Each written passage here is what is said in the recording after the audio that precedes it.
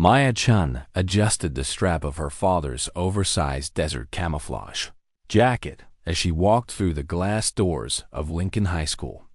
The familiar weight of hidden electronics sewn into the lining pressing against her ribs. The morning sun cast long shadows across the polished hallway floors. But Maya's attention was fixed on the small device concealed in her sleeve, a military-grade communication unit that had been silent for 3 days. 3 days of radio silence from Operation Blackwater, the classified mission that had supposedly claimed her father's life 6 months ago. "Look, it's G.I. Jane again," sneered Derek Morrison, the quarterback whose father owned half the car dealerships in town. His voice carried across the crowded hallway, causing heads to turn and conversations to pause. "Did you raid an army surplus store, Chen?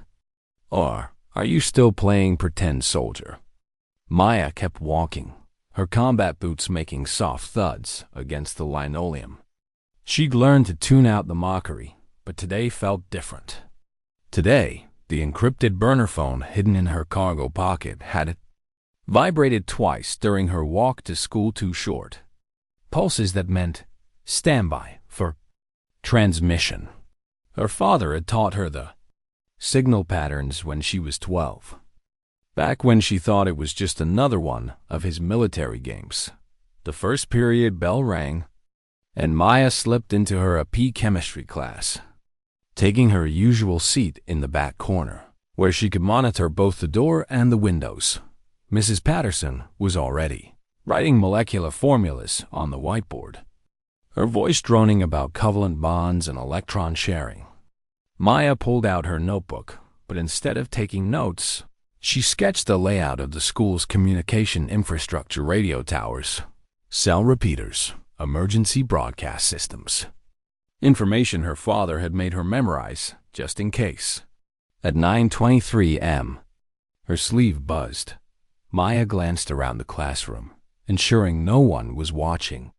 Then, carefully adjusted her position to read the tiny LED display hidden beneath her cuff. The message was brief, coded in the military shorthand her father had drilled into her. "Operation Homecoming 1400s, be ready." Her heart hammered against her ribs. Operation Homecoming wasn't in any of the code books her father had left her. This was something new, something immediate. She checked her watch. 9:24 a.m. 4 hours and 36 minutes. "Miss Chen, perhaps you'd like to share your thoughts on the molecular structure of sodium chloride." Mrs. Patterson's voice cut through Maya's racing thoughts. "Salt," Maya replied automatically, her mind still processing the implications of the message. "Ionic bond between sodium and chlorine. One electron transfer creates opposite charges that attract." "Correct. Though I was hoping for more detail." Mrs. Patterson turned back to the board, but Maya caught the concerned look in her teacher's eyes. Everyone had been watching her more carefully since the memorial service, waiting for her to break down, to finally grieve properly for her father. If only they knew the truth. Commander James Chen, Navy SEAL Team 6, hadn't died in that helicopter crash in the mountains of Afghanistan. The official report was a cover story, a necessary deception to protect an operation so classified that even Maya's mother didn't know the real details. Maya only knew because she'd been her father's emergency contact. Protocol: a fail-safe communication system he'd established in case his primary channels were compromised. The second period passed in a blur of whispered insults and sideways glances. Maya endured it all, her attention split between maintaining her cover as the grieving military brat and monitoring the sophisticated equipment hidden throughout her clothing. The GPS tracker in her boot heel showed green operational. The signal amplifier woven into her jacket's collar displayed steady bars. The emergency beacon, disguised as a simple black hair tie around her wrist, remained dormant, waiting for activation. During the break between second and third periods, Maya made her way to the girls' bathroom on the second floor. The one with the broken security camera that maintenance had been meaning to fix for 3 months. She locked herself in the far stall and pulled out the encrypted phone. Its screen showing a new message received at 10:47 a.m. Package secured. Extraction point confirmed. The Eagle has landed. Maya's hands trembled as she read the words twice, then deleted the message according to protocol. The Eagle was her father's call sign. If he had landed, it meant the mission was complete and he was coming home. But it also meant that everything was about to change, and she needed to be ready. She returned to the hallway just as the lunch bell rang, joining the stream of students heading toward the cafeteria. The familiar chaos of teenage social dynamics swirled around her, couples holding hands, athletes comparing weekend plans, honor students discussing college applications. Maya moved through it all like a ghost, her mind focused on the countdown running in her head. 3 hours and 7 minutes dot.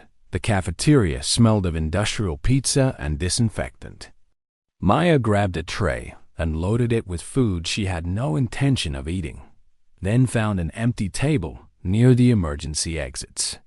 She was halfway through pretending to eat a sandwich when Derek Morrison's shadow fell across her table.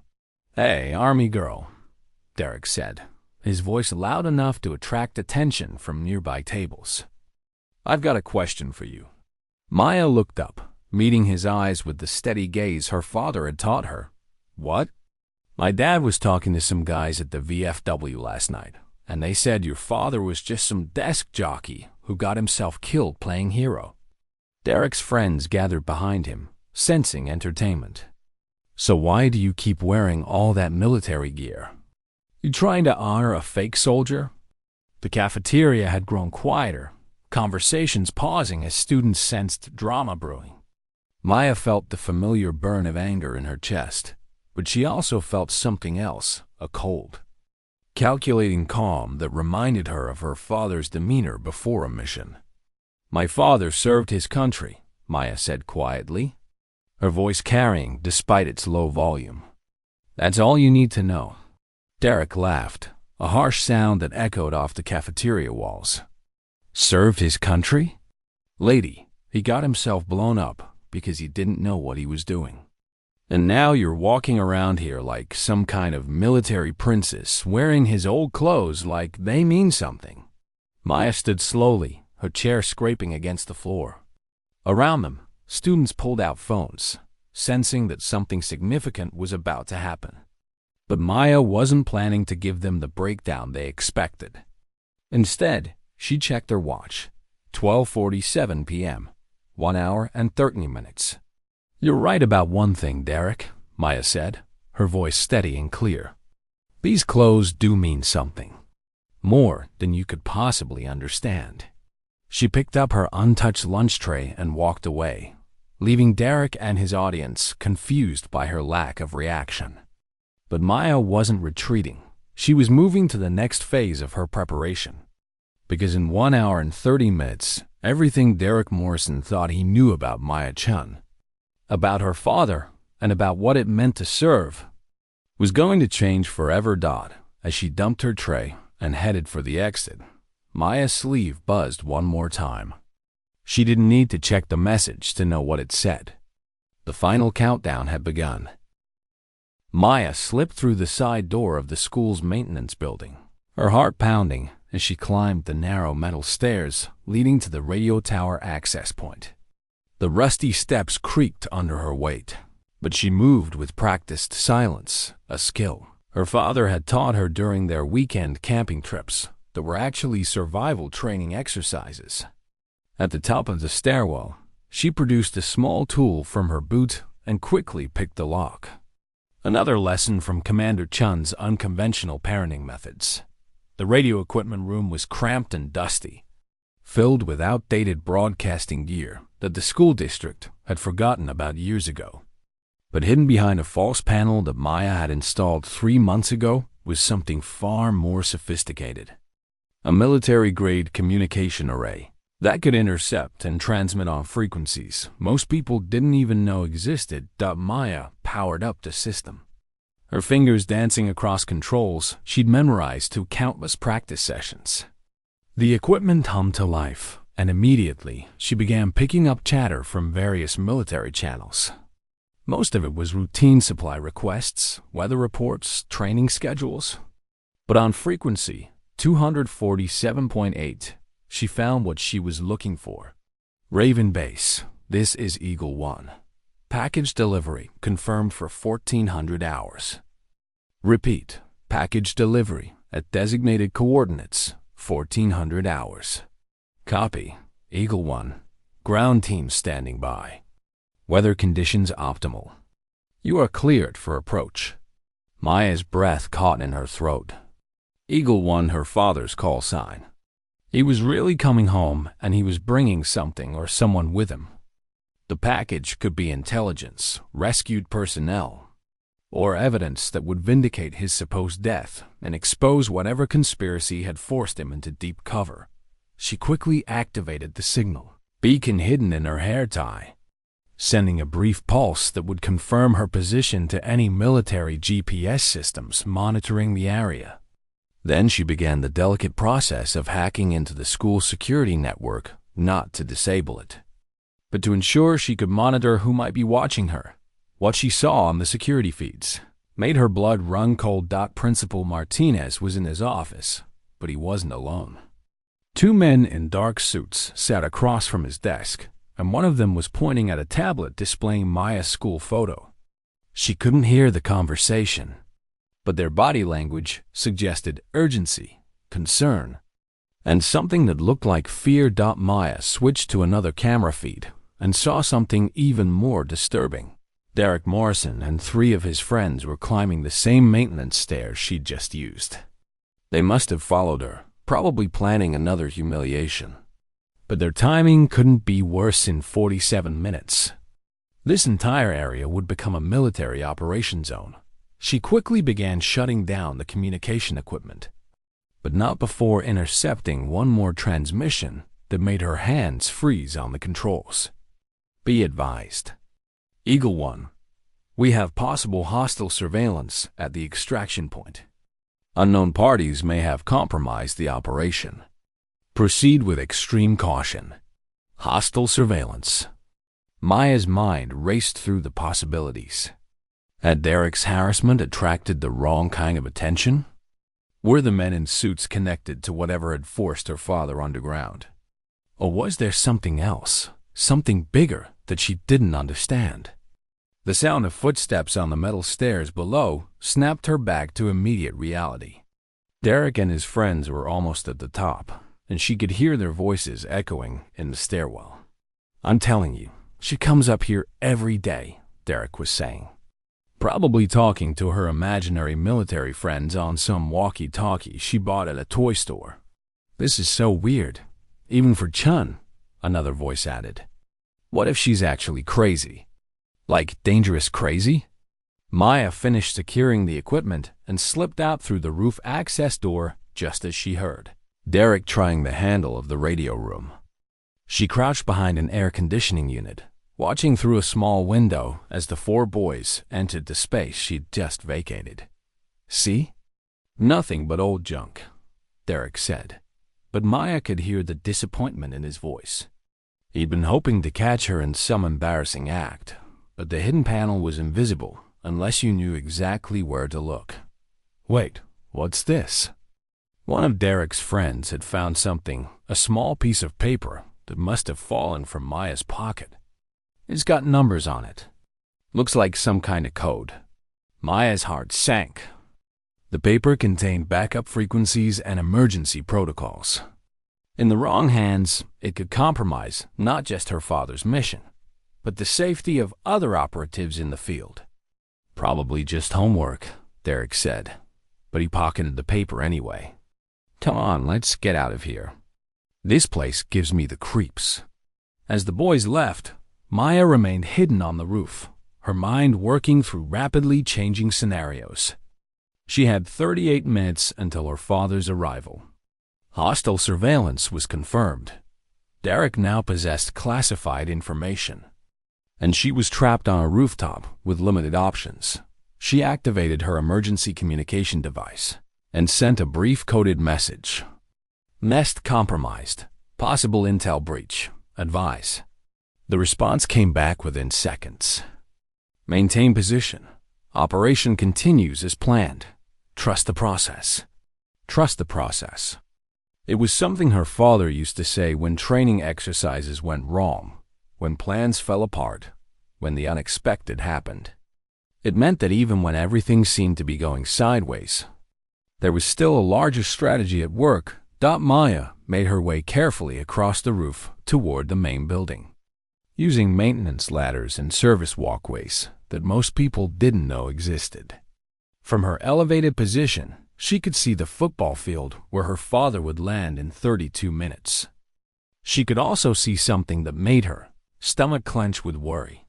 The two men in suits were no longer in the principal's office. They were walking across the campus toward the athletic fields, and one of them was speaking into a radio. Behind them, a black SUV with tinted windows had pulled into the visitor parking lot. Maya's training kicked in. She began documenting everything she could see, using the camera function on her encrypted phone to capture images of the men, their vehicle, and their positions. If this was some kind of trap, her father would need intelligence about what he was walking into. But as she watched, something unexpected happened. Derek Morrison emerged from the maintenance building and began walking directly toward the two suited men. He was holding the paper he'd found, waving it in the air like he'd discovered something important. Maya's blood turned to ice. Derek had no idea what he was walking into, but his teenage desire to cause trouble for Maya was about to put him in serious danger. Whatever was happening here was bigger than high school bullying, bigger than a girl wearing military surplus to honor her supposedly dead father. She checked her watch. 28 minutes until her father's arrival. 28 minutes to figure out how to protect Derek from his own stupidity, keep her father's mission from being compromised, and somehow survive whatever was about to unfold on the football field of Lincoln High School. Maya took a deep breath and began moving toward the main building. Her father had taught her that in military operations, there were no perfect solutions, only the best available option given the circumstances. Right now, that meant getting to Derek before he handed classified information to people who might kill him for it. The countdown continued, and Maya Chen was no longer just a grieving daughter waiting for her father's return. She was an active participant in an operation that was about to turn her high school into a battlefield. Maya sprinted across the rooftop, her combat boots finding purchase on the slick metal surfaces as she raced toward the main building. Through the skylight, she could see Derek approaching the two suited men, the classified paper still clutched in his hand like a trophy.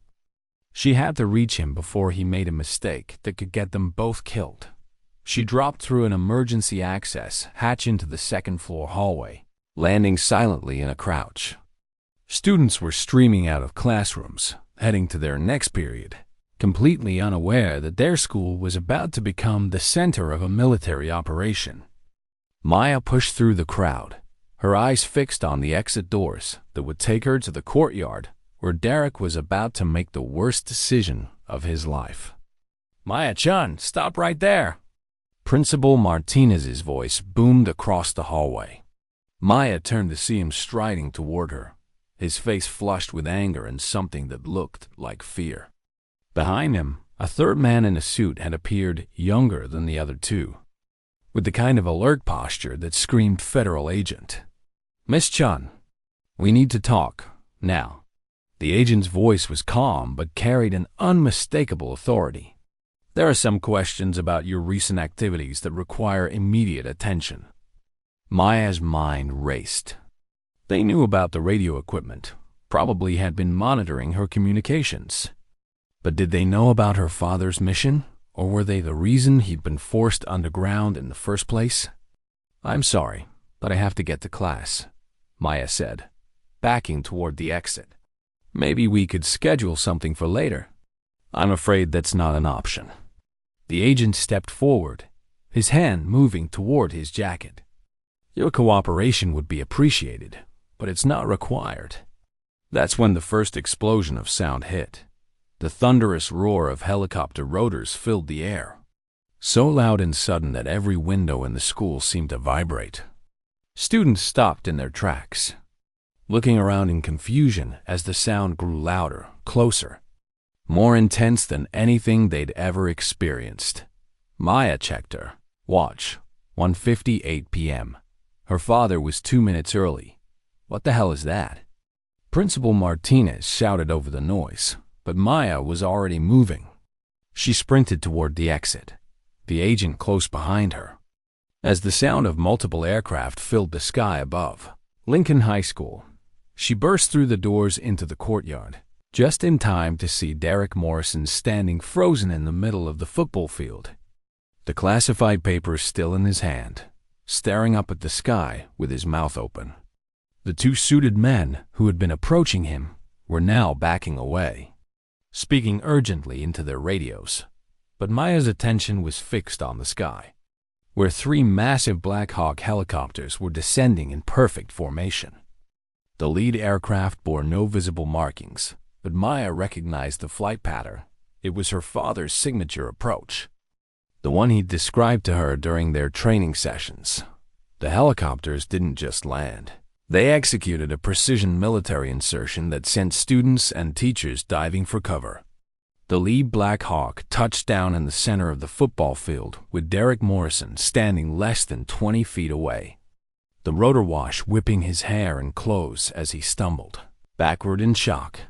The second helicopter landed near the school's main entrance, effectively blocking any vehicle access to the campus. The third took position near the parking lot, its crew immediately deploying to establish a security perimeter. Maya ran toward the football field, but the agent who had been chasing her tackled her to the ground just as the lead helicopter's doors opened. "Stay down," he shouted, but Maya could see everything from her position on the grass. The first person to emerge from the helicopter wasn't her father. It was a woman in full combat gear, moving with the fluid precision of special forces. She was followed by 2 more operatives, and then, finally, a figure Maya recognized even from a distance. Commander James Chen stepped out of the Black Hawk, very much alive, very much in command, and carrying what looked like a metal briefcase handcuffed to his wrist. His eyes immediately found Maya on the ground, and she saw him make a subtle hand signal, "Stay low. Stay safe, let this play out." But Derek Morrison, still standing in the middle of the chaos with the classified paper in his hand, had become the center of attention for all the wrong reasons. The 2 suited men who had been approaching him were now shouting into their radios, and Maya could see more black SUVs racing toward the school from multiple directions. "Derek, get down!" Maya screamed, but her voice was lost in the roar of helicopter engines and shouting voices. That's when everything went sideways. The woman who had emerged first from the helicopter, Maya now recognized her as Lieutenant Colonel Sarah Martinez. One of her father's team members was moving toward Derek with her weapon drawn, not pointed at him but ready. She was shouting something, but the noise made it impossible to hear. Derek, confused and terrified, did exactly the wrong thing. He turned and ran, still clutching the paper, heading directly toward the school building where hundreds of students were pressed against windows, watching the chaos unfold. "Hostile in motion," someone shouted, and Maya realized with horror that Derek was being mistaken for a threat. The classified paper in his hand, his erratic movement, his presence in the middle of what was clearly a military operation from the outside.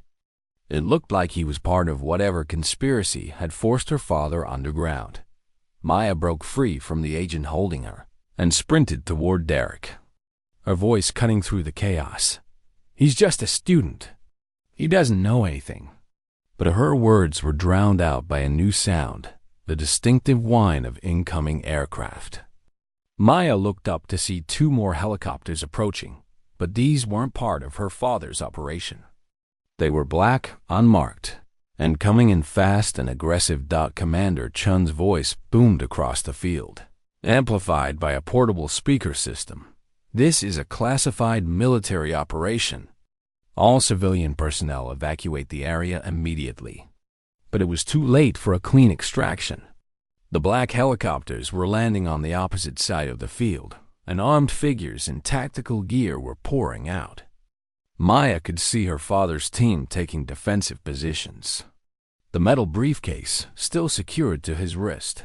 Derek Morrison, caught between two military forces and holding a piece of paper he didn't understand, finally did the smart thing.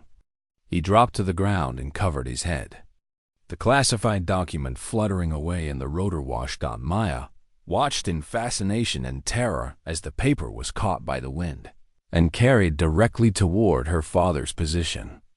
Commander Chen reached out and snatched it from the air with one fluid motion, his eyes scanning the contents before tucking it into his tactical vest. The two forces faced each other across the football field of Lincoln High School, her father's legitimate military operation on one side, and what Maya was beginning to realize was a rogue intelligence unit on the other. Between them, hundreds of students and teachers watched from windows and doorways, their phones recording everything.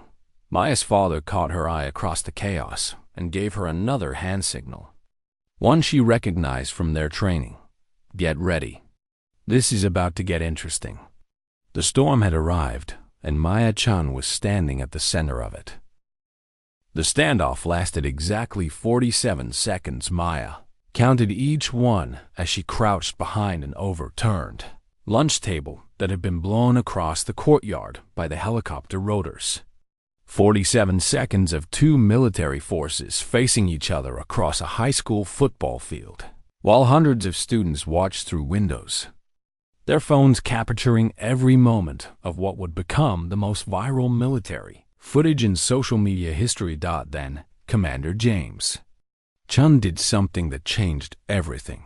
He walked directly into the middle of the field, his hands visible but not raised, the metal briefcase still handcuffed to his wrist. His voice, amplified by the portable speaker system, cut through the tension like a blade. "Agent Morrison, FBI Counterintelligence Division," he called out, addressing the leader of the black-clad tactical team.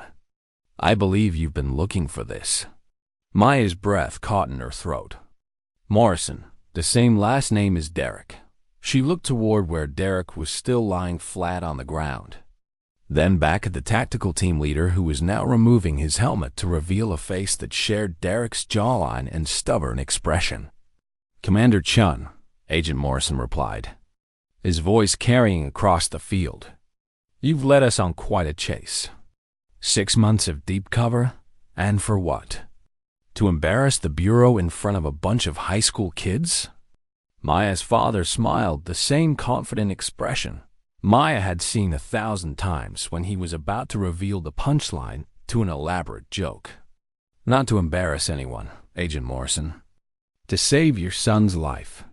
The words hit the football field like a physical force. Derek Morrison lifted his head from the ground, staring at his father with an expression of complete confusion. Around the field, Maya could see students pressing closer to windows, teachers trying to maintain order while desperately wanting to hear what came next. "My son?" Agent Morrison's voice cracked slightly. "What does Derek have to do with any of this?" Commander Chen opened the briefcase with a key from around his neck, revealing not weapons or explosives, but stacks of documents and what looked like computer hard drives. 3 months ago, your counterintelligence division was infiltrated by a foreign operative, someone with access to classified family information, including the identities and locations of agents' children. Maya felt the pieces clicking together in her mind. Her father's supposed death, the months of radio silence, the elaborate cover story. It had all been to protect not just his own family, but the families of other operatives who had been compromised. Derek Morrison was on a target list, her father continued, his voice carrying clearly across the field. along with the children of 12 other federal agents. The plan was to use them as leverage to force their parents to provide classified information. Agent Morrison lowered his weapon completely, his tactical team following suit. That's impossible. Our security protocols were compromised by someone you trusted. Commander Chen pulled out a tablet from the briefcase and held it up. 6 months of deep cover investigation, and I finally have proof. The operative has been feeding information to a hostile intelligence service, using your own children as unwitting assets. Maya stood up from behind the overturned table, her mind reeling. Derek's constant bullying, his focus on her military connections, his father's wealth and influence, it all made sense now. Someone had been using Derek to gather information about Maya, hoping to find leverage against her father. The paper your son found today, Commander Chen continued, contains emergency communication protocols. If it had reached the wrong hands, it would have compromised not just my operation, but the safety of every family we've been protecting. Derek Morrison finally stood up, his face pale as he looked between his father and Maya's father. Dad, what's he talking about? What target list? Agent Morrison holstered his weapon and walked toward his son, his tactical team maintaining their positions, but no longer treating the situation as hostile. Derek, I need you to think carefully. Over the past few months, has anyone asked you questions about your friends' families? About Maya specifically? Derek's expression shifted from confusion to dawning realization. Coach Williams. He's been asking about Maya's dad, about whether she ever talked about military stuff. I thought he was just being friendly, but his voice trailed off as the implications hit him. Maya felt a chill run down her spine. Coach Williams had access to student records, family information, and the trust of both students and parents. He would have been the perfect inside source for a foreign operative. Where's Coach Williams now? Commander Chen asked, his voice sharp with urgency. He left about 20 minutes ago, Derek replied, his voice barely audible. Said he had a family emergency, but he took his laptop and a bunch of files from his office. The two helicopter teams immediately sprang into action, but not against each other. Maya watched in amazement as her father's Special Operations Unit and the FBI tactical team began coordinating their efforts, sharing intelligence and planning a pursuit of the real threat. Maya, her father called out, finally acknowledging her directly. Come here, sweetheart. Maya ran across the football field, past the helicopters and tactical equipment, straight into her father's arms. 6 months of believing he was dead. 6 months of carrying the weight of his secret mission. 6 months of enduring mockery and isolation, it all dissolved in that embrace. I'm sorry you had to go through this, he whispered in her ear. But you did everything perfectly. The communication protocols, the signal maintenance, even wearing the gear to school, it all helped us track the leak and protect the other families. I thought you were really dead, Maya sobbed against his tactical vest. The memorial service, Mom crying every night. Your mother knows now, he said gently. She's been briefed on the real operation. She's proud of you, Maya. We both are. Derek Morrison approached hesitantly, his earlier arrogance completely gone. Maya, I'm sorry. About everything. The bullying, the things I said about your dad. I had no idea. Maya really looked at him for the first time in months. Without the cruel smirk and the pack of followers, he looked like what he really was. A scared teenager who had been manipulated by people he trusted. You couldn't have known, Maya said quietly. But Derek? Next time someone asks you questions about your friends' families, maybe think twice before answering. Agent Morrison joined them, placing a hand on his son's shoulder. Derek, we're going to need you to tell us everything Coach Williams asked you. Everything you told him.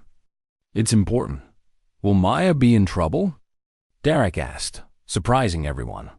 For the radio equipment and the secret messages? Commander Chen smiled.